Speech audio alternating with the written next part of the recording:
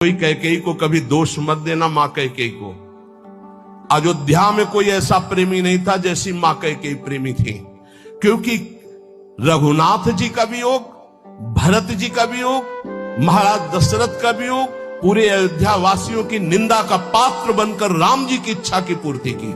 ये माता कैकेयी है, दूसरे में इतनी सामर्थ्य नहीं थी। माता कैकेयी जितना राम जी को प्यार करती थी, शायद है उतना कोई अवध में प्यार करता हो।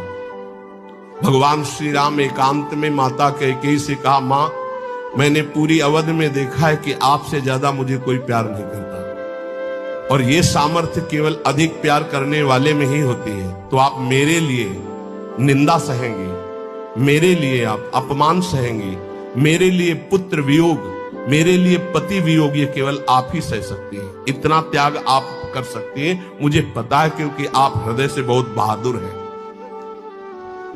देवासुर संग्राम में साथ गई थी कैकेयी जी महाराज चक्रवर्ती सम्राट दशरथ के।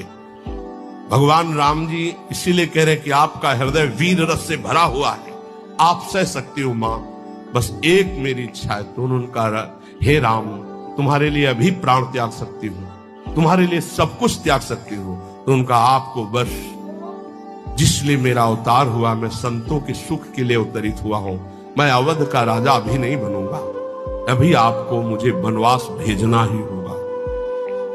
मां कैकेयी ने एकांतिक भगवान की आज्ञा का पालन किया, ये ध्यान रखना।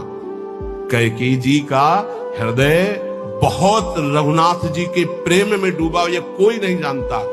सर्वश्रेष्ठ प्रेम मां कैकेयी का, जिन्होंने अपना अपमान सहा, निंदा सहा, लेकिन राम जी की इच्छा की पूर्ति की। ये अंदर की बात कह रहा हूं। भरत जी ने कभी मां नहीं कहा।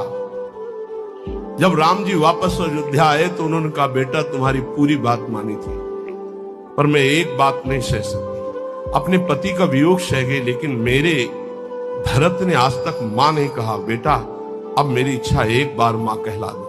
तो राम जी जा रहे थे, भरत जी को सूचना मिली कि राम जी एक कहलाने के लिए आ रहे हैं। उनकी जो दशा हुई वो देखकर भगवान वापस हो गए कि ऐसा नहीं, एक बार भी मान। इतना कष्ट सहा माता कैकेयी ने।